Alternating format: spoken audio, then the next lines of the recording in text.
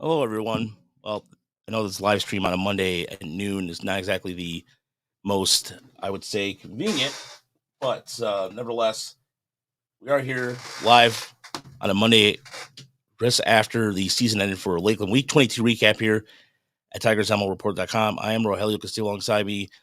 I should have a couple guests here shortly that will be joining me talking about the recapping the entire weekend, the week that was the minor leagues in Week 22. A lot of excitement.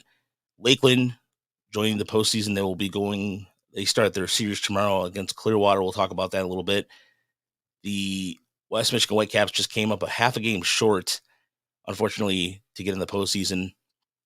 And we'll go over Jace Jung's big week in Erie, and congratulations in order to Sawyer Gibson-Long as he made his major league debut on Sunday against the White Sox and pitched pretty well. So we'll talk about a little bit about that and some of the things that he talked to us before about a month ago, as he was looking at pitch sequencing, and really technically he changed his three new pitches and he added the cutter, and it was pretty cool to see that he was adapting as quickly as possible.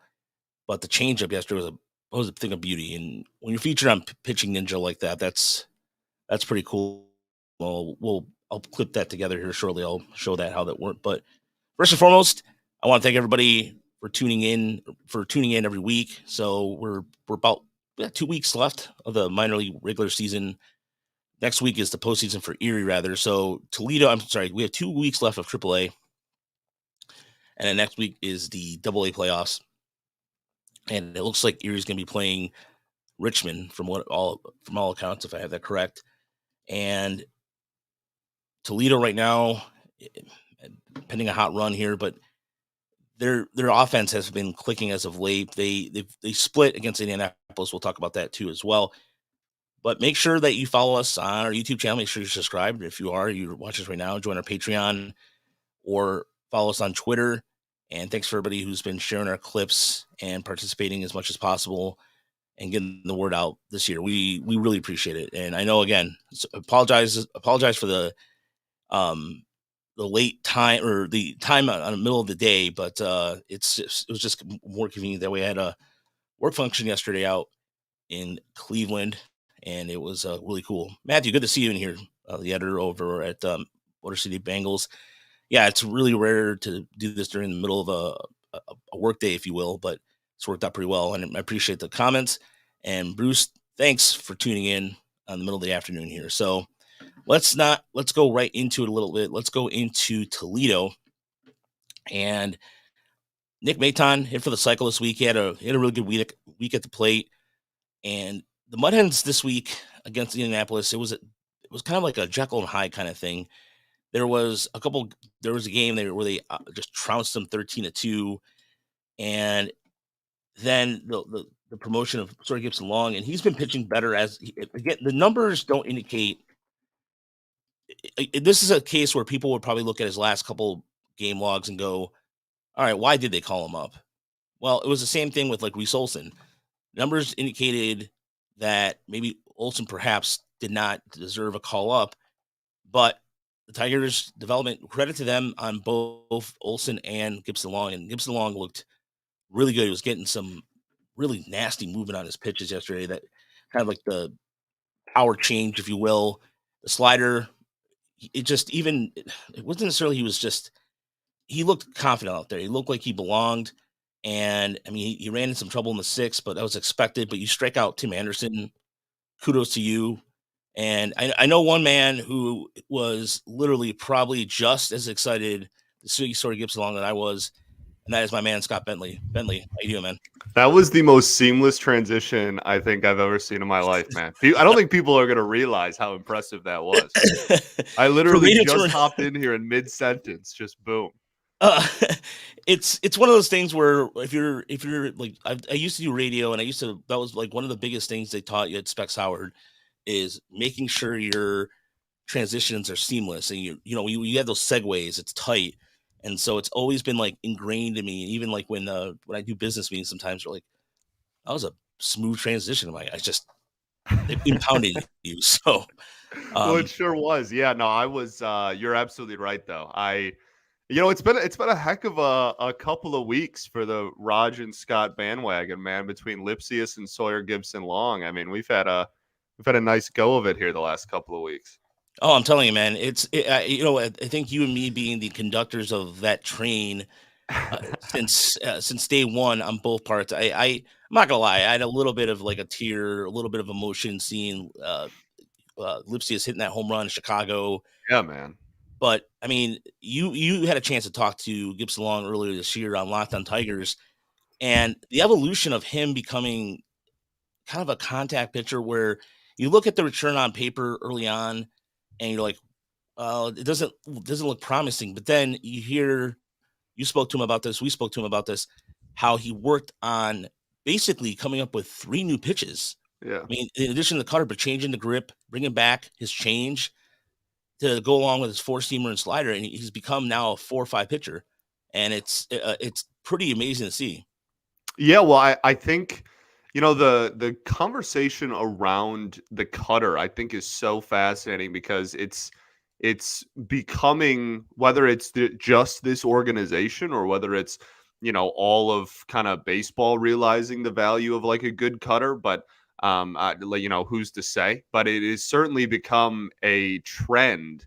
And like we saw it with, I know that people are freak out and like Joey Wentz hasn't been good in the majors and whatever, but like he did a similar thing where like he didn't have one, came back from Tommy John, and then had one, and then his numbers absolutely took off in the minors. And so seeing like that trend come to fruition, where like obviously with Gibson-Long, like that's another guy that got a cutter, and it is awesome. And I hope that in his next outing he throws it more. And I think that that's probably something that was the first time Federer had seen him up close and in person on his own mound and whatnot. So I think that the pitch sequencing going forward is like a really fascinating like conversation for me. But yeah, man, I mean, he looked good. He looked real good, and it really fired me up. I'm super pumped for him. Yeah, and one of the things he talked to us, Scott, recently about how he was still working on the grip of the cutter, and so maybe that's and one of those things. This is where you just don't judge the box score, and I cannot stress that enough because down in the minors, it's all about experimentation, Yeah, and it's all about trying to develop your command, man, especially and really, and so much especially, so. yeah, and people don't seem to think about that too You because can't look at, like, I mean, Reese Olson had a 9 ERA in Toledo when he got called up. Like, Miguel Diaz, his ERA was over 5. Like, you know what I mean? Like, it's he hasn't given up a run yet. Like, it's like it's just look more at peripherals and like K rate and walk rate than ERA a lot of times for sure. yeah, especially with like a command where for Gibson Long, the biggest thing for him was to try to neutralize lefties, and he has. Yeah. It's the same problem right now that Madden has. Although Madden's numbers, we'll get into that a little later when we get to Erie, his numbers are better. But the biggest thing I took away from the last month of Gibson Long too was to see if he can go deeper in the games because he's been like a 5 inning guy. And the start I saw him live in Toledo last month where he dominated against Omaha, where he just allowed really essentially a blue single. It was around 92, 93 pitches. And that's where I was kind of concerned with. But I think in the last month, he's really proven that flying colors that he could be not just like a 2 inning, 3 inning guy. I think he could be a 4th or 5th starter for a rotation. Yeah, well, I think that there's a real conversation around the development path of a lot of these guys, right? Like there were some questions about like Reese Olson when he first came up and like how long is he going to be in the rotation and at what point do you like kind of pull the plug and move him to the pen? Well, like he certainly doesn't deserve to be in the bullpen, right? Like Reese Olson's going to be a starter for the rest of the year and he deserves it. I think that Gibson Long is kind of a similar case where there were certainly some people out there that were like maybe like multi-inning reliever Alex Faedo type, but I mean, based on what we saw, it's one outing, we'll see. And even if he stays up the rest of the year, which he should, that'll be what 3 or 4, 5 outings. Like, we're not going to have a huge sample size here, but I think that he's earned it. And I think looking ahead in 2024 that he's a guy where you probably don't go into the offseason. I know this is a little like big picture-y, but like you don't go into the offseason looking at like, oh, like we can just pencil him in guaranteed as a rotation piece. But I think you go into spring training under the impression of like, let's see what he's got. And if he's good enough, then we have that conversation then. No, yeah, I completely agree with that because there's no. I don't like sometimes when I think fans sometimes already have this built-in idea that they're okay. This is going to be the 2024 roster. This Right. is the opening day lineup. To a certain extent, you can have that conversation, but I think with pitching, with so many variables, with injury and development, you have to kind of sit back and ponder because I mean, look at Mason Engler as an example. That's a guy that you and I were both we're still very high on. Unfortunately, he's injured, Yeah. and we don't know where he's going to fit in the Tigers' plans next year. It's not automatically assumed that he's going back in the bullpen. He could start the year in Toledo because Toledo this year has been really I hate to sound rude, but it's been a dumpster fire when it No, comes you're to right. starting pitching. Like it's usually what it is. They'll put a guy out there and it's like pray for the best. I mean, Yeah. it is, and it's a lot of filler right now. So in this case of Nick Maton too, and we get questions here about uh, 1 year about Nick Maton being a 4A player, and it's kind of the same thing. Is he filler or is he something that can go build off of him? He had a really good week against an Indianapolis team that really they have a couple. They have a couple guys in there. They're pretty. They've seen some time in the show, but I don't know. Maton also fits in that. Well, we can't exactly pencil him in either. There's a really I think cloudy future for him.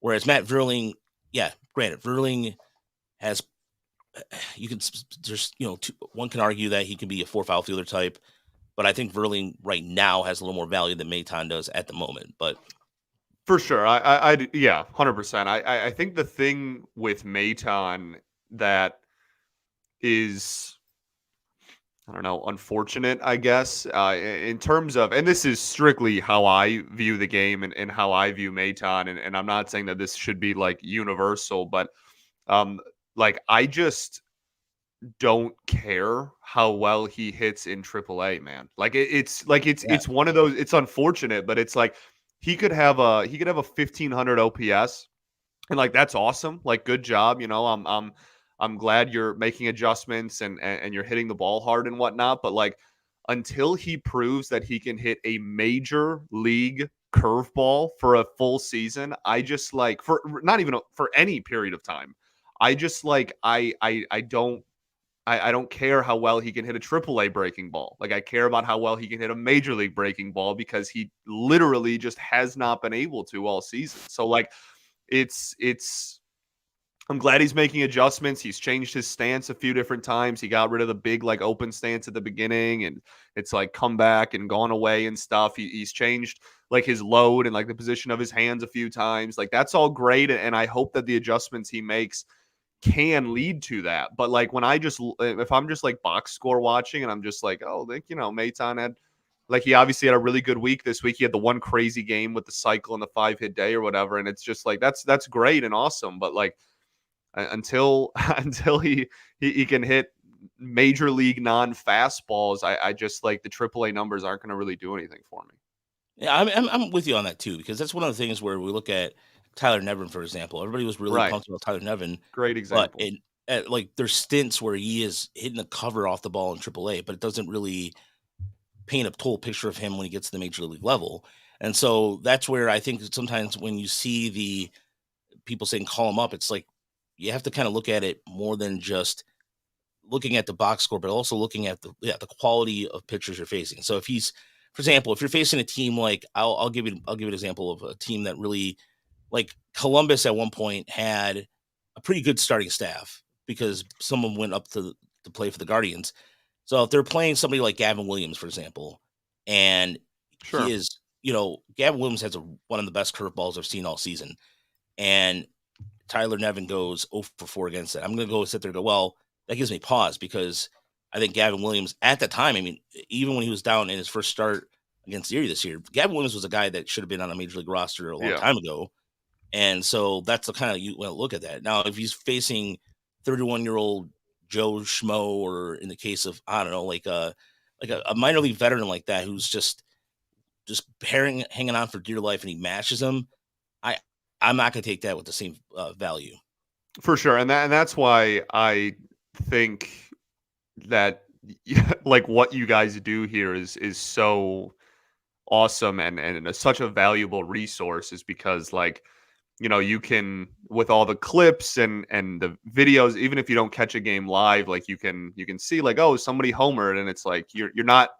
I don't have to just look at a box score, like because of like the resource that you guys provide here. Like I can, even if I miss the game, I can watch the the at bat and see like, oh, that is like you said, like that is a random guy in the minors that is not even on a 40-man roster or whatever, or oh, that is some major league caliber pitcher, someone on a rehab assignment or whatnot. So I fully agree with you there.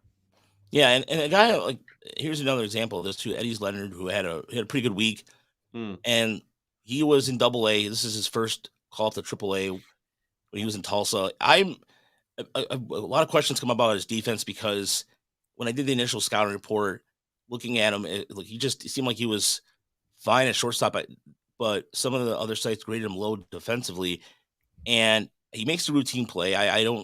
He hasn't really, to me, he's not making wild throws. He's pretty composed out there.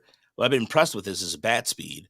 And I kind of I'm really wondering out loud what the hell the Dodgers were thinking with this because, I mean, this guy at his age, I mean, he's 22 years old. So he's below his age in AAA. And it's something that Scott Harris has spoken about to the media. That's something he values.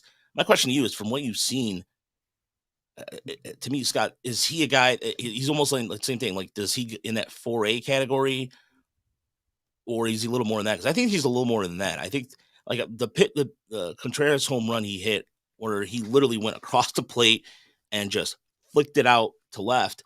That was an example of wow, this guy. I mean, he can get the bat head out there pretty quickly, but is it going to be something where he might struggle?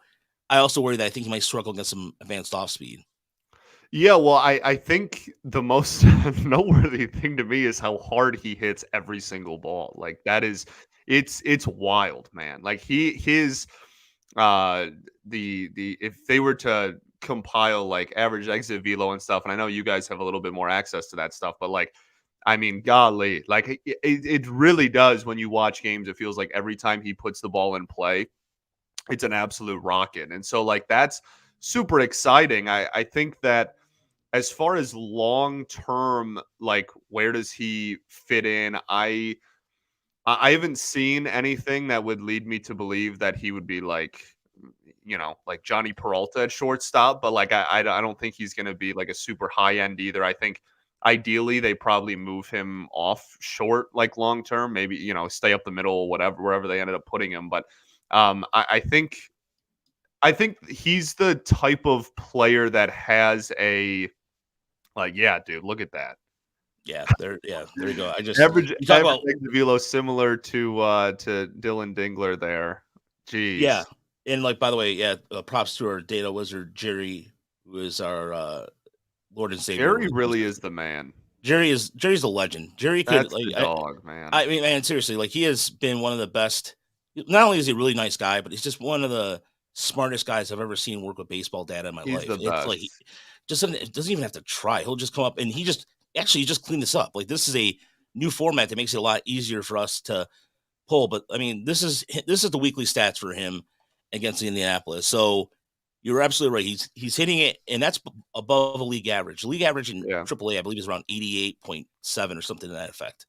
So, but look, I mean, look even at like hard hit rate and sweet Yeah. spot, like outside of Maton, obviously. Like I Yeah. mean, he's got the highest on the team and all those. Like he just hits the heck out of the ball, man. I think I would agree with you that I think and again, like this is maybe just the difference between like major league off speed and like what he's doing against minor league off speed and kind of the long term outlook there. So I hope that he gets a look. I have a hard time believing that he's going to find too much playing time in the majors in the last like 3 weeks of this season, but I think that he's a guy who I word it as he's a guy who next year we can get mad about, just like we're getting mad about like Malloy and Keith this year. That like people are going to probably be clamoring for him getting an opportunity, and we'll see what happens. But yeah, I think that his ceiling is certainly higher than than 4A utility. But I do think that he still has limitations, like you said.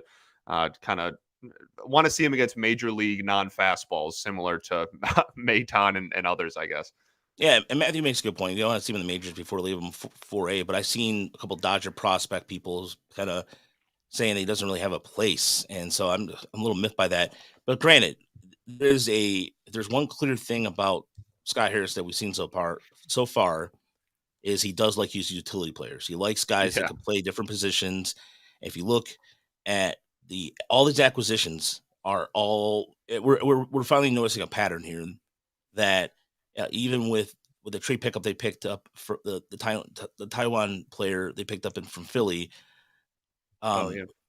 that he could play different positions and he's not going to be long term. So it's going to be interesting to see because look, Leonard has not. I mean, he's played the outfield a little bit, not as much. One gentleman I didn't put on here was Malloy, who came after missing a couple games. He was back in the lineup. Still no Wenzel Perez, which I think could be back related. Maybe they're just also taken as a precautionary. So I'm not going to irresponsibly speculate on that. But I know that his back, it took him a while in spring training to get going, and he was hitting it really well. And it's the same thing that happened to him in Erie last year. He was hitting the ball really well, and then they shut him down because of his back. So hopefully we'll get some sort of update this week as they're at home versus Columbus, and then they have another series before the end of the season. But yeah, it's kind of been a blow for him because I don't know what you've seen with Perez out in the outfield, but he's actually been pretty solid. I had a question for you, and like I know where I stand on it, but like there was to because this is just like how my brain works to compare it to hockey for 5 seconds. Like there was a prospect, Albert Johansson for the Red Wings, who was crushing it all year down in Grand Rapids, and in like April, I guess it would have been like mid-March, the Red Wings were going to call up some of their prospects to give them a look at the NHL because they were out of the playoff picture. And he got hurt literally the game before they were going to call him up. And then after the season, Yzerman said, he was like, yeah, we were going to call Johansson up. It sucks he got hurt. He does, now he hasn't played in the NHL. And that's like copy and paste how I think Wenzel Perez would be here right now. At least I'd like to think so. If there was like health and if he didn't get hurt. And I wanted to know if you shared that sentiment because you would, I feel like, know more than me. But like I feel like he would have been like pretty on the 40 man. He was crushing the ball. Like honestly, I feel like he would have been the pretty obvious choice. Yeah, no, and the day he got pulled, the same day that Lipsius got pulled, Yeah.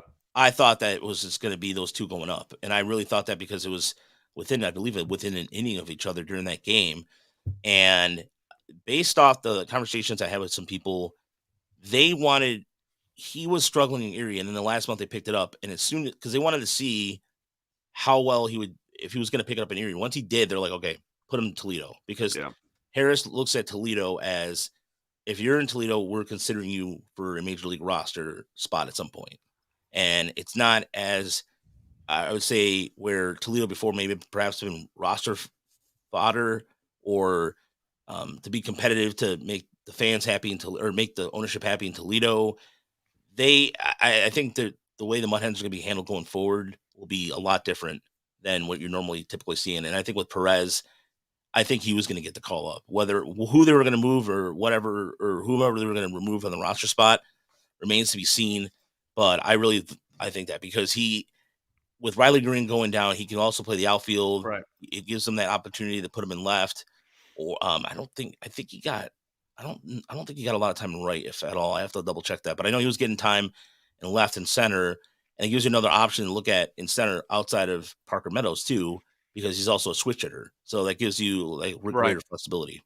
Yeah, 100%. I find it hard to believe that they added him to the 40 last year, and like they did Lipsius too. But like they added him to the 40 last year. He had been crushing the ball in AAA. And to your point, like outfield as well. I feel like he was a really, like, dare I say, obvious choice to get the call up, and then like the injury happened, and that's super unfortunate. Yeah, and I hopefully we'll get some sort of update on that too this week as Toledo comes home, and with who knows what's going to happen with the Tigers in terms of like we know for a fact now that Austin Meadows is out for the rest of the year. AJ Hinch gave that update yesterday. But there, as far as the next couple of weeks are concerned, it's right now primarily going to be focused. I don't think we might see maybe one more call up. But I don't know, Scott. I don't pending an injury, maybe. I don't know. I don't think position wise. I mean, do you really see it? I don't really. I don't know. Maybe pitcher wise, but I don't know about positional player. I've been for about a week and a half now. I've been pretty hard set on like Malloy and Keith aren't playing Major League Baseball this year. Yeah. Um, and so I think there is an outside chance, like if there is an update on Winfield Perez, like back to that, I think he's a fairly easy candidate if they're confident in his health. I think that he could be someone that that still gets a look in the last couple of weeks of the season. But I'd agree with you on the position player side of things. I don't really, I don't like who else. Who else? Like I don't like unless they just like for some reason felt like giving like Donnie Sands a chance for some reason right now. Like I don't really know who else it would even be in that conversation outside of those two, obviously, um, and then Perez. So yeah, I don't think you're going to see too many more call ups on that side of things. And then pitcher, like my biggest one was just like, please, for the love of everything, give Sawyer Gibson-Long an opportunity. So I'm glad that that they finally did. That was just what I've been screaming from the mountaintops for a week or so now. Um, so I don't, and then like I have liked Miguel Diaz since the spring as well. So I'm glad that he kind of got a look, even if it is kind of a short stint at the end of the year as well. So I don't really know of anybody else who's like really knocking on the door. I would probably agree with you. I guess I hadn't really thought about it, but yeah. I mean, because I look at for Diaz, this is kind of what we saw in glimpses in San Diego, and why the Tigers put him on the 40-man roster originally last year. When his command is good, he's good. I mean, he's got some really That vitamin change up sector. splitter Yeah, or whatever is disgusting, dude. when he gets it on, it's just like it's chef's kiss. But the Oh, problem is that kind of like Zabata, the other pitcher down in Toledo. I mean, Zabata can throw the ball 100 miles an hour, but sometimes he doesn't know where it's going. And I think with Diaz, it's the same situation. But they saw something enough there where they've again props to. If there's one takeaway before we get to Erie, Scott, that I think is more apparent to me than any time else, and this is something that I've been saying this for a while now, and I know you share the same sentiment. There is actual progress when it comes to development. You might not see it, like for example, Brisky's struggling right now, but they turned him and Hill into pitchers that were used. Are they good? No, the jury might be still out on them. But it's this case with Sawyer Gibson-Long. When you see a number, when his K per nine goes from around 8 to 10 and a half, that is significant in a lot of different ways that they're like, okay, look, this is what he has. Let's see what we can do with it. And to have that kind of ability to do that with a guy who basically last year, I remember the collective sigh from fans, like, who is this guy? Even when we went to Erie in the playoffs, we thought he was going to be a pitcher that was going to pitch to contact. He's become a completely different pitcher overnight. And the fact that he's able to throw that out of his own arm slot, and Robert Lung, who is a cutter master. I mean, he's a cutter connoisseur, if you will, who has been helping out with on the pitching side of things. But credit to Gabe Rivas too. Gabe Rivas has done a lot, and it's the same guy who also in the Erie, Lyle Lockhart, who was doing. I mean, look at and you know that the Southern League, Double A, where the Dodgers play, is a hitter's paradise. I mean, if you're a pitcher and you're pitching like a 3 or if you have an ERA under 3, you're a god. That league is so hitter friendly, Scott, and it's one of those things where they saw something in Lyle Lockhart, and he's been able to be an effective pitcher for. They're teaching him a split finger in it now. I believe, yeah, they're teaching him a split finger. So they're constantly working on things, and this is something that and all the time I've done this from doing this detailed to just looking at it from a fan's perspective, I've never heard this because anytime that Chris and I would talk to players who would just like say, "Oh, go out there and do your thing." No, they're like, "No, you're gonna do this. You're gonna take right. 3 days off, and you're gonna learn a cutter in the damn bullpen."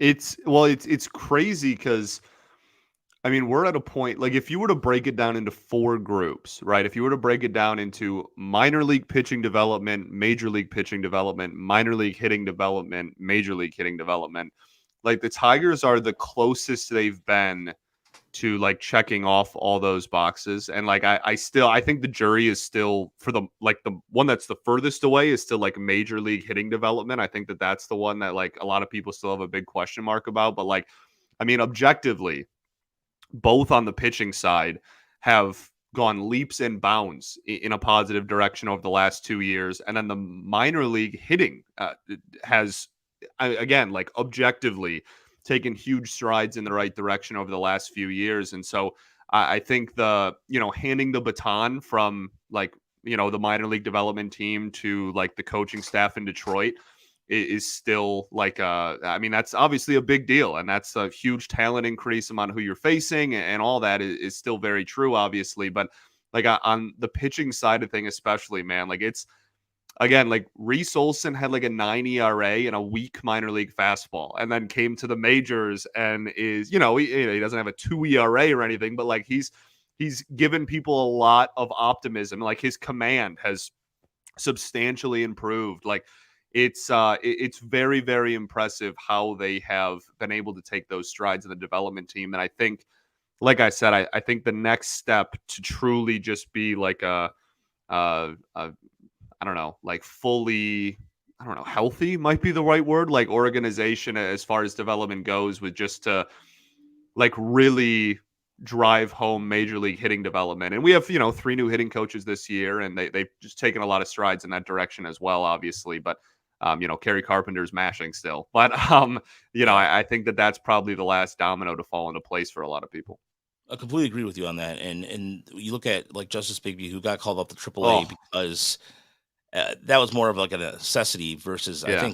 I think if Erie, well, I know this for a fact, if Erie and West Michigan had it their way, they would have kept them both, I, especially West Michigan. Yeah, especially West Michigan right now is like really, you pimped us out a little bit, but it was because of necessity. I look at a guy like Big B, who I mean, the biggest question we have all year is he legit? He's legit. Is he legit? Is he legit? He's continued like some people. I'm not gonna say names, but some people think he's bat pip magic, but or they'll look at his numbers and kind of nitpick, and without looking at the I don't know actual product on the field, that makes sense. I'm not gonna say who. There's a conversation. Um, there's an animated conversation I had with somebody about that. I'll tell you about that off air. But no, you're absolutely right. That is the last domino to fall, and where I think, and this is something where you see something like, for example, like Chris Myers. Chris Myers in Erie continues to adjust in Double A well. I don't think is he going to be a guy or not. I don't know, but I will say this: from what we've seen in the last 5 years, or prior to this, there is production from guys that are coming up, where it's just not stagnant. Like I look at it as well. You can look at guys like Dominic. I'm trying to think of guys like recent example, like past examples, like like when they brought in Quincy Naporti, for example, last year. He's down in Lakeland. He's going to probably join the Erie here in a week or so. That was okay. That was clear to me that they felt like it was okay. It was be roster fodder, or some of the guys that are mashing down in Erie that you could tell who was going to be in the major league level or not. And some were just there to placeholders, whether Myers is going to be that or not. But you see enough to go, okay, this guy, they put him in the outfield. They're experimenting. They're doing things with him to see where he can plug and play versus Right. just putting him in a position and just see how he does. And it's constant adjustments too on I mean, you mentioned the pitching side of things, right? Like constantly working with, new pitches and trying to utilize pitch sequencing as best as possible. But like on the offensive side, man, like it cannot go like unnoticed how many adjustments are constantly being made at the plate with a lot of these guys. I mean, like Meadows is like a great example. Meadows' swing was, all over the place, and he like couldn't really hit in like West Michigan couldn't hit, and then like now is in the major leagues. Like it's there is constant adjustments being made throughout the entire system, and they're just trying to utilize players as best as possible. And it's refreshing, I think is the word, because to your point, a lot of times it felt like for my entire life, really, it was just constantly like, oh, go out there and do your thing. And then if you struggle and you get promoted to the next level, if you're Right. not good enough, then you're just not good enough. And that's just all there is to it. And it's just like over. And this organization no longer seems to view it like development that way. Like there's always something you can do to try to be better. Yeah, I mean, I know there's a lot of times where we saw players go down the development camp where it sounds like it's a something like you can cue the Star Wars music of like the Empire Strikes Back music where the players going down there and either they ship up or ship out. I mean, we've seen a lot Right. of players. We see the great Yaya Shantoof now released. There's a couple other guys that I guarantee you after the season ends, a lot of guys you are familiar with in the system that have been staples for a while are going to be long gone. And Yeah. so one of the questions we did get in here from our chat from Bradley Davis, he says, "You understand why Keith is playing at second while Jace is also at second? I think Keith would work and could be an okay third baseman." Bradley, I think right now in Toledo, it's just a product of necessity. They put Malloy out there for a few times at third to see if he's still viable. So right now, I think the question becomes like I know that Jace Young's defense is fine. I mean, there was something that he gets questioned about that a lot. Scott, I don't know if you've seen the kind of like react. He gets really pissed about it, and I don't blame him. Like I really don't blame him. He makes the fine like he's shown decent range. Maybe I'm missing something, but I think he's serviceable at second base. So the question then becomes, all right, can he play first base? Can he do something else? That honest with you, I don't know about that. But I think with Keith, you'll find something and you'll make room for him. And I think the Tigers have some really interesting dilemmas they have to consider here. With I think because Lynn Henning said that he thinks Young can make it in the major leagues, and normally 9 times out of 10, I love Lynn Henning is probably the reason why him and Sean Belishan are the reasons why I got into this whole radio newspaper business. People clown on Lynn. Lynn rocks, man. Like Yeah, he has, he has some takes that you're gonna disagree with sometimes, but right. like he knows what he's talking about, man. Yeah, and he knows the right people. But I will say this: like 3 months ago, to laugh at them about that. But when you have a split that's better than your West Michigan split, and the fact that one of the things about Young that I really have looked at closely is the fact that the adjustments he makes at the plate. He is swinging more aggressively in his zone. He is taking more pitches, and he's working the counts to get those counts in his favor more often than not. And I think that when you get to Double A, it's always about adjusting to that higher level of pitchers. That slider that doesn't break in high A is going to break in Double A, or wherever the case is. And I think that that's been a big case for him. But as far as get back to his defensive abilities, again, he stepped in for Winfield Perez, who could not just had the yips and just could not throw it to first base for whatever reason. I think I'd love to see more of a sample size, whether he gets some time in the AFL or not. But I think you can find a way to make those two work in the infield. If they're that good, you find ways to make it work. And one thing I forgot before about Toledo, I know Keith's been struggling, but this is the longest season Keith has played in his professional career. I mean, remember, he missed last year, and it was the Right. year before that. So I think people might have to consider he might be running out of gas just because he's also been playing since the AFL too of last year. Yeah, for sure. I think. I mean, to your point, like if first things first, if they both hit, they will both play. Like that, you know Yeah, what I mean? Like long term, they'll figure it out. They will find a way if they both hit well. But I think that I don't have like major concerns at this point about Young defensively.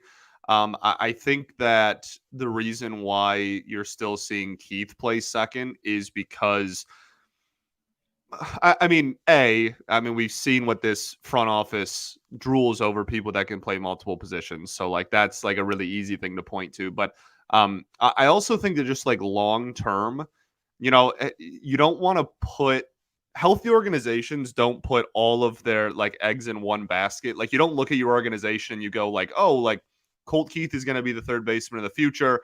we don't need to like draft or develop or like really care about any other third baseman for the foreseeable future because like whatever. And same thing, obviously, I know there's quite a few second basemen now throughout the system after this draft as well, but that's again, like if they hit, they will figure out a way to utilize them both. And I think with Keith, I still think that like next year, even like the guy who, if I was a betting man, I would put money on Keith playing the most games at third base next year, assuming they don't go out and get a free agent. But I don't knock them for second either because that's also a black hole, right? Like Keith happens to play third and second, which are both just at the major league level, complete black holes at the moment, and he's closer to major league ready than Young. So I don't think he like only needs to play third. Obviously, if he's going to play third next year and that's kind of the plan, then he should probably be playing more there than second. But I don't mind them still, making sure that he's serviceable at second base as well. Yeah, I mean, you're doing yourself. That's why you're doing yourself a service, really, in all honesty, with that. And so, to me, it makes a lot of sense where you can see a situation too, where maybe they perhaps make a trade or two in the offseason. I think they will, man. Yeah, I just had this conversation with Gorosh actually, like yesterday. Like I don't know how they don't. Like I think they maybe even multiple. Like they have to. The free agent class stinks, and like I don't want to get too far off track here, but like the free agent class stinks. They have not log jams, but like they're populated at some positions, right? And I think they have to, and I wouldn't shock me if some of the guys we even talk about, that some prospects are even on the table. Yeah, no, and I mean, you look at somebody like, as much as we love Andre Lipsius, there's a reason why you're showcasing him. Potentially, you could trade him because a team like we always joke about this with Chris, that he would be a perfect Cardinal because he just seems like like that kind of makeup to him. 100%, yeah. You can definitely see that, and they need pitching because if there's one thing about the Tigers right now, you look at the fact that outside of Gibson-Long and look at Ty Madden here, and this is kind of the segue into Ty Madden. Since August 10th, he's pitched a lot better. 44 strikeouts over 33 innings. He's still walking quite a bit, but he's held batters to a 207 batting average and a pretty good FIP at 3.84. So he is pitching better as of late, but you still have to figure out exactly, okay, can he start establishing against lefties? Because against lefties, that's where that's my concern. That because even like Wilmer Flores, who's out and rehabbing right now, he may end up being a reliever at some point. At first I didn't want to believe that, but the more I saw it this year, I'm like, well, maybe there's a kind of reliever risk to him. But I mean, I know Madden looks at the data. Madden is a guy who embraces it and tries to make himself better with it. So the question becomes then, is he going to take the next step next year to where he's going to be considered a call up? And that's where right now the Tigers don't really, if you look at it on paper, the Tigers really don't have many options because you saw Mize shut it down, and whether he's going to be, again, it's not, you don't pencil him automatically either. There's always that assumption that people, they're here, this is exactly how it's going to be. No. I mean, with especially pitching. Especially pitching. Yeah, I mean, if we have not learned, not once, not twice, but 3 times for the Mets throughout history, the Mets in the 80s had this great rotation with Doc Gooden and a bunch of guys who were going to be the next big rotation, and it ended up flaming out. The 90s, where they had Bull Pulsifer and Jason Ingenhauser, and it was going to be the next big thing. That flamed out. And then most recently with Matt Harvey and Noah Syndergaard, and it just didn't, Noah Syndergaard's even not, I mean, he got waived by the Cleveland. I mean, yeah, I can't believe people wanted him. For Tigers fans that wanted him. And the biggest thing for, we can talk big picture, right? And like who are gonna be the prominent players, big picture in this rotation. But like if you're just trying to look at 2024, man, like you don't have anyone guaranteed to be here next year that has thrown like 150 or 160 innings at the major league level before. And again, if you re-sign Erod, there's one, like, good job. But like you don't have anyone guaranteed that fits that bill going into 2024. Like, you're not going to be able to just be like, oh yeah, like, Reese Olson, Sawyer Gibson-Long, Tarek Skubal, Matt Manning, Casey Mize. Like, we're good. Or like you bring back Erod and Sawyer Gibson-Long gets the boot. Like, you're good. Like, you'll be fine. Like, no, you need options. And that's something that the Tigers have had the advantage of the last 2 years, right? They had Bo Brisky waiting in the wings. They obviously, we've seen this year, like Reese Olson waiting in the wings and Sawyer Gibson-Long. And like, that's an advantage they've had. But now Garrett Hill, go down the list. Joey Wentz, Alex Fido, etc. Now you're at a point where going into next year, that's a much, to your point, like there isn't like really like Fido's going to get transitioned to a reliever next year. Like Joey Wentz, certainly you're not penciling in to be like a high-end starting pitcher next season. Garrett Hill, I don't think is a starting pitcher at the major league level. I think that ship has sailed. Like you're now at a point where all of that starting pitching depth that people like myself talked about 6 months ago is kind of gone very quickly going into next year. And so if it's not going to be like Wilmer, or then it's really Ty Madden, and then like who else? I agree with you. And I wanted to ask about his fastball too, because that is something that earlier in the year was like my biggest concern was just like how effective can his fastball be at the major league level. And I wanted to get your 2 cents on that. Well, I mean, lefties are hitting 275 against him with 12 home runs. Like right-handers, he has no problem with.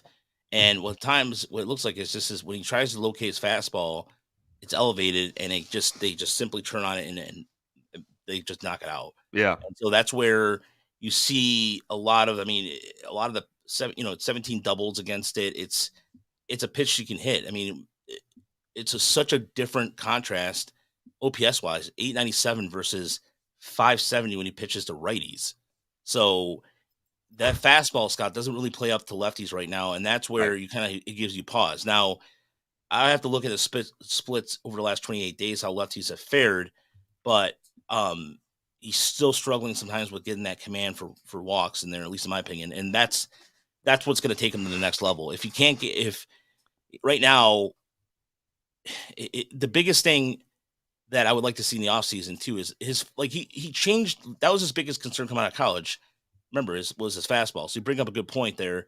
Has it changed enough to where there's been some progress, but honestly, if he can't bury it, if he can't set it up to where he can throw a slider on the inside part, or just get anybody on the inside part of the plate on the side, your fastball, it's useless. Yeah. Well, I mean, we see that with Wentz, if you want a major league example. Like, that's a guy who his secondary stuff, all of his non-four-seam fastball pitches don't grade out terribly. They're just not as effective as they were in September of last year when he had like a sub-2 ERA, because his fastball has been so atrocious. And like, that's, it's hard to it's hard to be a major league pitcher without some sort of established heater, whether it's a four-seamer, something with movement, a pitch to contact thing, like whatever. It's very hard to establish the zone when you don't have any sort of velocity that you can rely on. And even if that's, doing well against righties, not against lefties, whatever, that's still something that has kind of been a lot of people and myself's concerns with him for the last year or so. And I still really like Ty Madden. I still love the draft pick. And that's just kind of the next thing that I think he needs to develop through. Yeah, I think there's, like I said, I think there's a possible. I'm not gonna give up on him yet. I think he's the guy who works his ass off. Like, 100%. He has really done a really good job of working on things he can control, but it's just going to be a work in progress, because I mean, you look at the advanced numbers comparatively speaking to last year, he's walking a few, but I think it's also because with more of a sample size, of course, but also he is trying to figure out establishing that left. Again, I know we're beating with the dead horse, but it's true, because that's the biggest thing. Righties, he has no problem with. I mean, 140 strikeouts in 114 innings. We look at it on paper, it looks impressive, but then you look at that walk per 9, it's almost at 4, and that's not gonna play at the next level, of course. And it's just, well, that's something that this organization is certainly going to drive home as well. Yeah, like, yo, bro. I mean, there's a reason why you're not in Toledo. I Right. mean, If there was ever an organization yeah, to he was drive at home bro. lowering walk rates, it's going to be this one. Yo, bro, like, yeah, they actually say bro too. Yeah, Um, right. but Hey, as far dog. as rest of Erie goes, it looks like they come home this week to play Richmond, and it looks like they'll probably be playing Richmond. Richmond now has a 1-game lead over them in the playoffs, and Richmond, if they lose, would fall to second. And how it works is essentially the first half champion plays the second half champion in that division before they move on and potentially probably play Somerset in a rematch of last year's Eastern League Championship.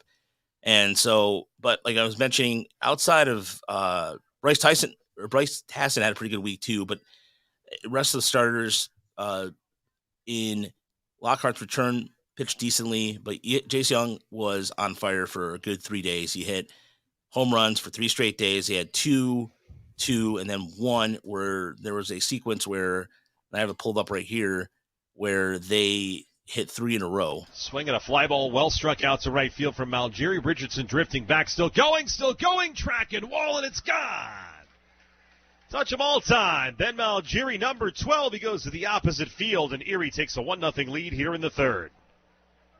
But he's a guy capable of breaking out at any point with his quick swing. First pitch, drives one in the air to left. Pretty well struck. Polensky going back. He's at the track. He's at the wall, and that ball is gone.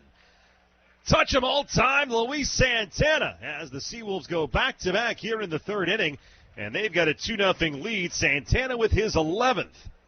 Winds and deals the payoff. Young blasted deep right field. That one's not coming back. It's crushed and gone, and that's 3 straight home runs for the SeaWolves here in the third inning. Yeah, that was by the way, audio courtesy of the Erie SeaWolves radio network. I was able to sync those up. And because during the first 2 home runs, or during the whole entire sequence, the Somerset broadcaster was talking to a sponsor. So it was just like, oh, well, this program does this. And it just, I asked Greg if he could give me the audio, and he was able to. So thanks to Greg and the Erie SeaWolves network for allowing that to happen. So, but every home run, it was just like 100 miles an hour off the bat, just blasts. Yeah, man. He's had, I mean, you want to talk about minor league hitting development. I mean, he might be at the top of the list. Him and Bigby might be at the top of the list this season, man. Like, I mean, phenomenal year and has exceeded, I mean, certainly all of my expectations for him this year. I know that Chris wasn't too high on him last year, and I don't think I was as low as him, but like I wasn't super impressed with what he did last season either. And this year, again, like we talk, like constantly just like making adjustments and now we're here, and he like has a chance to hit like 30 homers in the minors this year. Like he's been unbelievable. And yeah, I mean, I'm excited to see him continue to move up the ladder. I think Toledo next year is not only realistic but probable.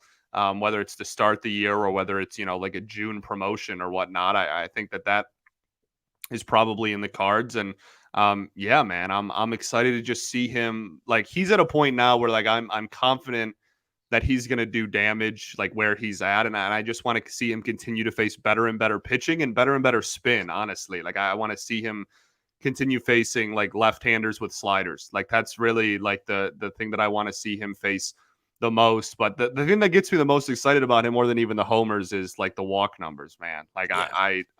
The walk rate, and like you said earlier, you had mentioned it, how often you look at these clips of like homers and great at bats and stuff from him, and how often he's ahead of the count is awesome. Yeah, and I think there's one thing that, I mean, Lynn Henning was saying that he could see him at a major league level last year. That was one of those takes where I was like I said, a few months ago, I would disagree with him, but it's more and more accurate these days.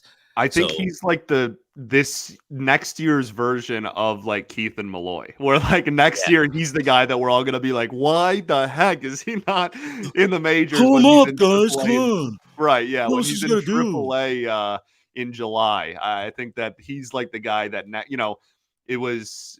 What was it last year? It was Cody Clemens. Like there's at least one guy every year who like just crushes the ball, and everybody's like, oh, call him up. And I think he's probably next year's version of that if I'm trying to project. Yeah, I would agree with that. I think he is. I think there'll be something else. Hopefully, Roberto Campos makes some strides too. But that leads us into West Michigan, who just had a chance yesterday. Fort Wayne lost, but unfortunately came up short as they lost to Great Lakes, and they ended their season just a half a game back to the postseason. Final record of the year, though, 68-61. Hell of a job by Brian Pena, considering I love Brian Pena, man. I do too. Oh my goodness. What a hidden gem in this organization, man. Seriously. Yeah. He has done a really good job with fantastic. Whatever he's been able to adjust to, he's been getting it out there. And they also lost, it's unfortunately some news about Trey Melton left the game with an injury. There's still not any exactly what happened, which was a big blow for him. Melton has, and Jeff Pontus from Baseball America has been high on him. A lot of people have been high on him, and it's kind of what was a blowback for the Whitecaps. And I mean, Jackson Jobe did a hell of a job yesterday. He kept the Whitecaps in the game, had a good week, and it was one of those things where West Michigan, by the way, Erie had an open spot on Sunday, and I really think that Jobe could have had a chance to start in Somerset had West Michigan not been in contention. And so we'll be interested to see if he's an opportunity that maybe he'll see some time in Erie. Who knows? But Carlos Pena, who won, I believe twice, he's won Pitcher of the Month at Midwestern League, finishes, had a really good week. I'll be interested to see what happens with him. Again, this is a guy who's only started pitching recently. He's not a guy who's been pitching since his youth. So he saw some time at Erie last year, but we'll see if they'll just call him up to maybe get a couple starts in or use him out of the bullpen. We shall see. Beyond that, Luke Gold, back-to-back days. He had a home run on Friday, had a home run on Saturday. Had finished strong. Steph Stevenson, who we had a chance to talk to last week, go to our YouTube channel, kind of struggled this week a little bit.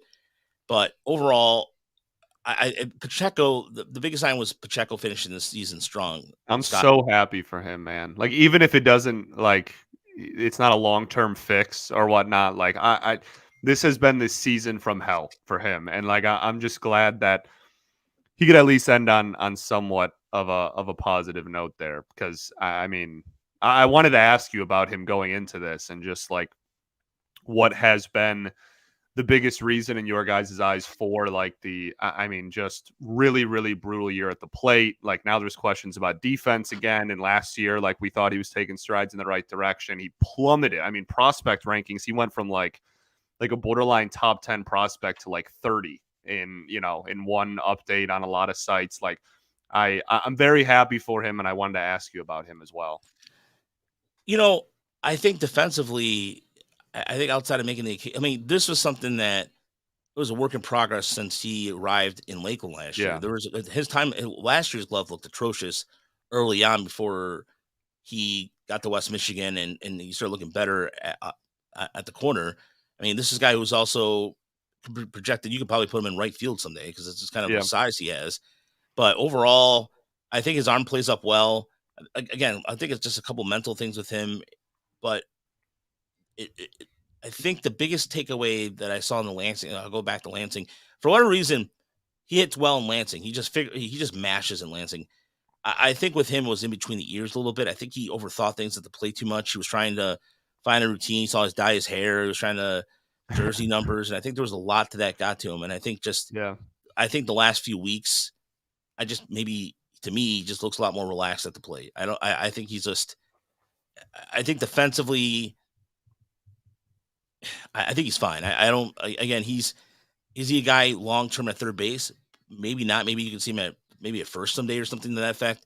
But for now, based off a couple his defensive metrics, honestly, I don't know. I maybe it's because I've seen him enough to go, well, he's serviceable. I don't really want to go in and dive on the kid's defense, but the bat though, again, I think he's only 20. So he still has plenty of time. And I think that the one thing I will be interested to see what he does in fall instructs is whether or not they start putting him in another position or they continue to try to play him at third. But he has the arm to play third. That's for sure. Yeah, for sure. And again, like I just cannot stress enough how glad I am that he at least could. And on a little bit of a high note there, I honestly I just can't wait to talk about Jackson Jobe. Yeah, let's go into let's go into the Jackson Jobe Oh conversation. my And Jobe, goodness, man. I'm gonna pull some clips up for Jackson Jobe because it was one of those things where fastball command, fastball is life, and if you can't Yeah. get anybody out with your fastball at any level, it doesn't matter. You can have all the secondaries in the world, but if you can't set up your secondaries with your fastball, then it's pointless. I mean, you just here's an example of this. I mean, over his last 4 starts, 22 innings, and ERA 2.05, a WHIP of 8.82, 28 strikeouts, no walks, 0 walks. And I have to use my voice like that because overemphasize that. No walks. Well, he has like 4 total in West Michigan this Yeah. season or something preposterous. Like it's unbelievable, man. I mean, again, and we want to talk about like fast pitches, fastball movement on pitches. Like he's another prime example. Like, his heater moves now. Like it's a remarkable thing that this development team like loves to utilize, and I love that Jobe is now a part of it as well. Man, watching him pitch has just been so fun. Like it's maybe the most fun I've had watching a minor league pitcher for the Tigers in a while. Yeah, because a lot of times when I often talk about this with Chris, that people sometimes will say, well, you guys should show more pictures. The reason why I put the pictures more on the YouTube because you can't really sum up a picture based off one highlight. You have to kind of put it together and see how they sequence everything, how they put together. For example, like with Flores was struggling with. There are times where he kind of had a bulldog through his way through a start, and you saw that sometimes where he was like just you give him a lot of hard contact and then eventually calm down. You can see how it progressed, how he got out of trouble. On Twitter, it's a little different because you see, like we just showed you if you're watching us on YouTube, that sequence of him with that just it looked like there was this slider. What are you going to do with it? I mean, that's one example of it. So you want to make sure you see a situation where you're gonna see how he set up how he set up the 3-2 count, or however the case may be. Is he having long counts? And so, especially yesterday. Yesterday was a clutch start. That's like number 1 ace status stuff right there. When West Michigan needed him to step up for the postseason and that chance to get in there, he was able to go in there, and I would love to see him because he still has. I mean, again, he's coming off injury. Love to see him in. Can you imagine him as a weapon for the SeaWolves in the bullpen? Oh, yeah. Well, that was my next question was going to be like, I feel like Erie next season is like kind of the expectation at this point now. Yeah, no, he'll definitely start the season at Erie. There's no doubt in my mind about that. I think based off, I originally I was projecting him. I think we were like more, we were kind of bullish about it at the beginning during his injuries, and then when the injury happened, you're like, oh man, we might not even see him, but you might see him in Erie this week. I mean, why not? I mean, look at that. What are you gonna do with that? What are you gonna do with that? Nothing. It's just it doesn't matter who they're facing, but he's a completely different pitcher than he was last year. Like last year, we saw him; he was good, but this year it's like masterclass good because the fact that he's able to go in and out on righties and left. I mean, look at that. It's just like that pitcher alone. That's just that the tailing it actually has on righties and lefties. I mean, if he wasn't hurt and he was pitching like this, he would have probably maybe been like, imagine him being like this a whole season. He could have been in AAA, maybe even knocking at the door at this point. Honestly, like, yeah, no, and that's what makes me so excited for next year. People, whenever it's a swing and a miss, high school arms specifically are drafted, people always think like, oh, we're not going to see this dude for like 8 years or whatever, and people get super dramatic about it. But like, I think that there is a real possibility that next season, if he's assuming he starts in Erie, I mean, I don't think it's ridiculous. And obviously the Tigers, the major league products contention is going to be a large factor in it as well. But like, it wouldn't shock me if he was a candidate for a September call up next year. No, I don't see that being an issue either. I mean, the biggest thing that we saw this year compared to last year was both sides of the plate command. And again, you can look at some of the, okay, granted, has he given up a lot of home runs? Yes, he has given up a lot of home runs, but it's going to happen based off the fact that here you are coming off injury and you're trying to figure out what's working for you. I mean, when we went to his first start, I think it was against, I want to say Fort Wayne. A couple of times that he allowed that home run was something that just floated in there and they were able to capitalize on it.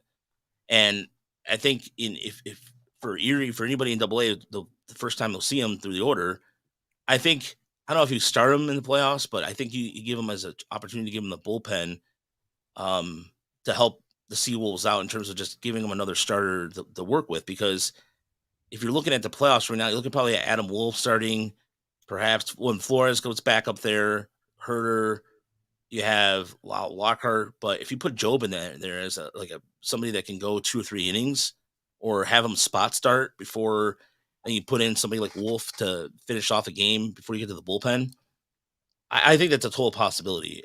The biggest thing that I've seen that progressed that I liked about him a lot, outside of the walks, is the fact that he is not afraid to throw in a fastball and a count that, and not a non-fastball count. He's using his fastball to get swings and misses, and that's huge, Scott.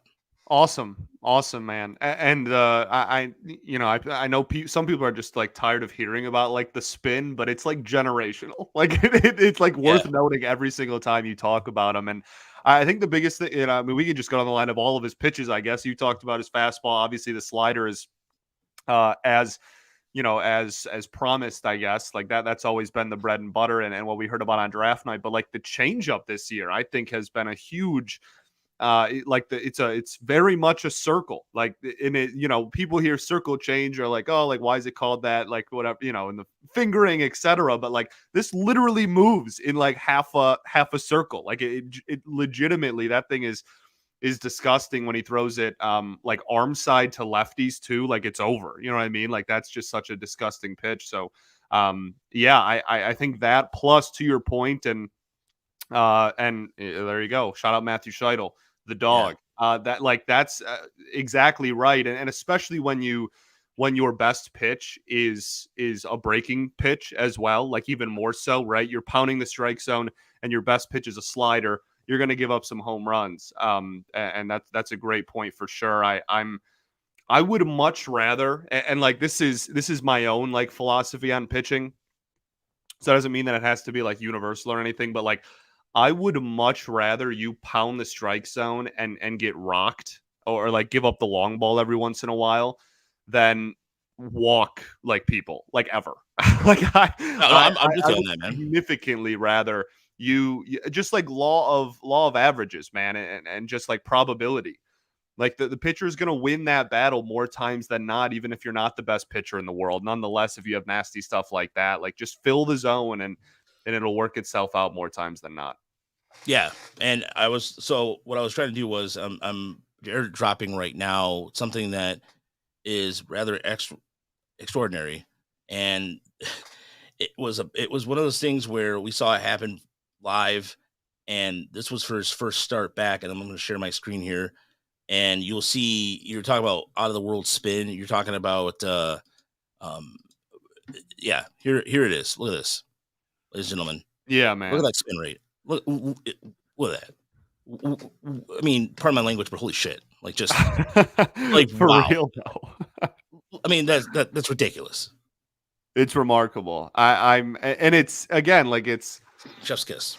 It's like everyone talks about the slider and as they should. It's wild, but that fastball be spinning too, man. Like that. Yeah. It's really it's so impressive. His stuff is so impressive, and I think this year he needed this. Like he needed this for the organization. He needed this for the fan base to get behind him a little bit more. I think that it was just such a controversial start, and I felt so bad because like it's not his fault. He didn't choose to be drafted there over like who was on the board, and he didn't like and all that, and he's gone out there and just looked absolutely fantastic, and I think that it's gotten a lot of people excited, and I'm happy about that. Yeah, people forget about a guy named Meyer, crazy, or he ended the season on interest. Yeah. Yeah, I was so sick of people doing that, like just Yeah. bringing it up every time, which kind of leads into. By the way, Deadly Ninja Beats wants to know what the hell was Sawyer Gibson-Long throwing yesterday. It looked like he had Bugs Bunny stuff. It was a slider and his change. Chris His McCaskey changeup brought a tear to my eye. Oh my It made God. me tingle. That Oh. was absolutely disgusting, man. Oh, it was remarkable. So it was funny. So early on in the game, Chris McCaskey of the Detroit News texted me. He's like, "What the hell is he throwing?" Essentially, I'm just like, "Well, this is his cutter, and this is he has a cutter, but he has a changeup that is go along with the slider is filthy. I mean, that change, he was throwing that when I saw him against Omaha, that changeup was getting the same kind of swinging, miss stuff." And so it was like it started becoming a power pitch because he kind of threw a sinker, but he abandoned it for the changeup. And it was like something like Albuquerque style. I mean, if honestly, like that kind of movement, Scott. I mean, I don't know about you, good old Albuquerque, but yeah, didn't give up an extra base hit till like year 2 of his major league career. What a guy! Yeah, that was insane. But speaking of expectations, real quick before we get out of here, we do want to mention Lakeland, who are going to the postseason, and they kick off tomorrow on Tuesday against Clearwater. Game 1 is at home, and then they go to Clearwater for games 2 and 3 if necessary, the best out of 3 series. And a lot of props to Lakeland this year, who, again, if you look at the roster on the surface, this is a team that in the first half of the season looked lost. Just look you weren't sure in terms of an identity, but they got it done. I mean, they were an exciting team to watch. A couple weeks ago when they played Bradenton, and they came back from 14 down and almost won, and it was 14-13. It was like, holy crap. I mean, they've been entertaining to watch the entire time, but man, like it was crazy. And you look at their pitching staff. Yes, is not right. Admittedly, it is not much to write home about. It is a kind of hodgepodge of guys right now. It's similar to Toledo in a sense because you're just seeing what they have with some of their international guys and some of the college guys like Joe Adamitz, who we'll get to in a second. But they finished with the best run differential second half of the season at plus 93. The second best team the second best team closest to it was Fort Myers at plus 43. That's how much, I mean, they were dominating at home all season they have. But again, it was just a fun offense to watch. And, one of the things that stands out to me about this, Scott, is they just got the kids from the Ford Complex League. So the Max Clarks, Kevin McGonigal, and don't get me wrong, they've been contributing, and a lot of people come down on Max Clark. Yeah, he's finally just hit a hard ball. Like, stop. Okay, the guy just graduated from high school and he's in single A ball. He was playing against high school pitchers 2 months ago, 3 months ago, and now he's in single A. Like everybody calls. Let's compare him to what's his face? Wyatt Langford, or let's compare him to Dylan Cruz. Get out. Knock it off. Knock it off. Like, I have no patience for that kind of crap because what do you know? Wait, what were you doing 18-19 in your spare time? I don't want to know, but I gotta have a good idea what you're doing. I don't know. I weirdly I enjoy the fact that he's struggling a little bit, if that makes sense. Like, make an adjustment, man. Like, he's making an adjustment. Absolutely. And the fact like him and McGonigal have been hitting 1-2. Like, it's not just like, they're like in the lineup. Like, like if you look at those lineups, man, McGonigal and Clark are like leading off and batting second, like pretty consistently. Like that's wild to, again, like these guys were facing high school pitching 3 months ago and are now batting like 1-2 for a professional playoff team. Like that's crazy. McGonigal might be the steal. Like, Baseball America is pretty high on the Tigers drafting him. And I remember listening to the podcast, and Chris and I were having conversations about it. But the fact is, he draws walks, he gets deep counts. his strikeout to ball ratio since he's been in professional ball is ridiculous. I mean, this is a guy who, yeah, you just mentioned this a couple weeks ago. He was doing the whole showcase scene, but Yeah. in his professional career so far in Lakeland in 12 games, he's had 7 walks to 5 strikeouts. He's got an OPS of 913, and he looks the part at shortstop. He's looking like he's playing, and this is where the Tigers may find a gem, maybe a long-term solution for shortstop. Like, I know Henning was going on about him, but then by the way, every game next year will be televised in Lakeland, so it's all mandatory. So we'll get to see more of this. But he could start the season in West Michigan for all we know at this point, honestly. But he's been such a big help along with Jim Jarvis and some of the other guys who really kind of helped out a team that really, even we saw Jose Braceno, who I don't think long term is gonna be a catcher. The guy's massive. But you saw Christian Santana actually pick it up this week. He hit a little better, but he's been struggling all season long. The lack of consistency from their bats. Jose De La Cruz has picked up a little bit, but again, he strikes out too much. But then the biggest takeaway is the pitching. Like, can you name 2 starters from Lakeland? I mean, outside of Jaden Ham. Right. Well, it makes what they go 20 games over 500 in the second half. Like it makes it even more impressive. And again, like, not to, answer a pitching question with talking about offense, but like it even makes that, all the more impressive. Here's an example of, in terms of Lakeland pitching wise, for the season, they have a 4.96 ERA. Okay. So here's an example of their, in terms of like the before the all, like you're talking about first half versus second half splits as far as pre-All-Star games concerned. They literally went it was like 44-22 or 40-20 or like they like literally went like over 20 games over 500 in the second half.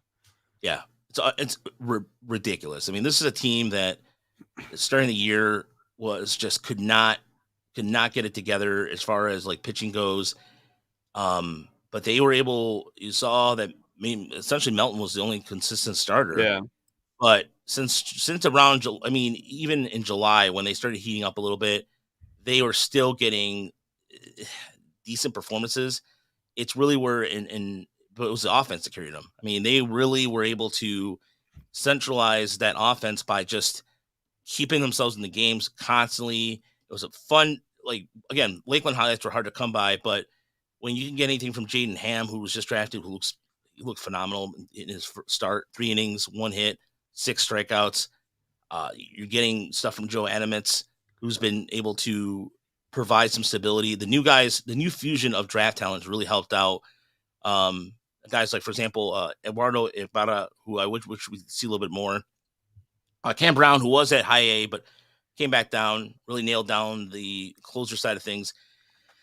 So this is where, even a guy intriguing arm to us too is Carlos Mercado, who, whether or not he's going to be something or not, but they have enough there to at least potentially beat Clearwater this week. We'll see. I'm pumped, man. I sure hope so. Yeah. I mean, honestly, it's good to see that. So Lakeland and Erie are your postseason representatives, and we'll be back next week we're going to have Brandon Day on at some point too. Chris will be joining us to do a minor league end of the season wrap up. Don't forget to check out Tiger Minor Report or TigersMLReport.com. We have an article by our young intern Colin. He's going to be reviewing all the pitchers of the year. I just got posted here. It'll be scheduled for 3:00 on Monday. And so if you're listening to this afterwards, and you're probably enjoying the article, Scott, thank you so much. I really appreciate it. Locked on Tigers. Are you doing anything special this week? What's going on with Locked on Tigers? Yeah, no, I mean, this week will just be,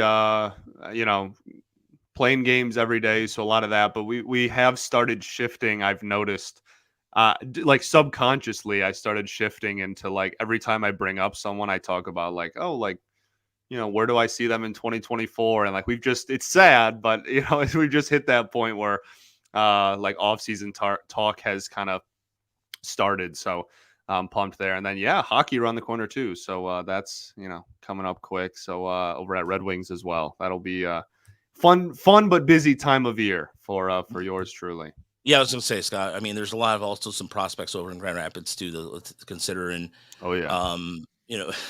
Definitely Ninja B saying, I wish we could play the Shite Sox more. And yes, that would be great.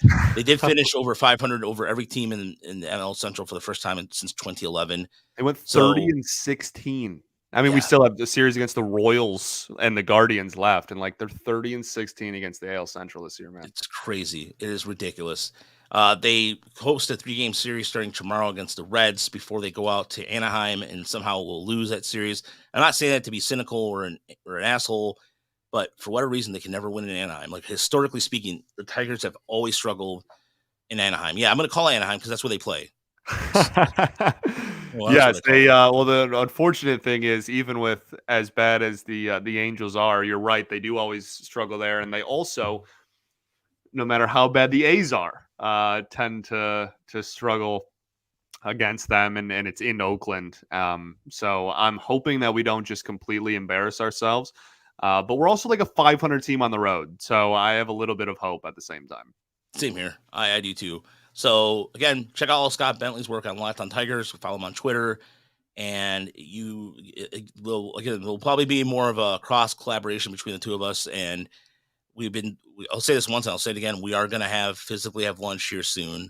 This is going to happen. This is going to be something where I'm going to pick his brain a little more about the Red Wings, because this offseason, in order to me to completely shut down, I need to focus on something else because right now everybody's drinking the Lions Kool-Aid, and that's fine. But quite frankly, I don't want to know about football every 5 seconds. Between Michigan State we can making headlines in Michigan, I need something else. And I miss talking hockey. I mean, it's going to be a fun year, man. It's going to be a fun year. My hockey knowledge from until 2000 was pretty good. And after that, it's been sporadic at best. I mean, I can tell you, I still have my floor hockey stats from when I played in the 90s. Nice. Hell yeah.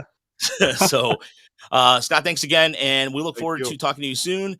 And everybody, thank you for tuning in on a Monday afternoon if you have. And, of course, if you haven't and you listen to the podcast form, we appreciate it. Have a good afternoon, everybody.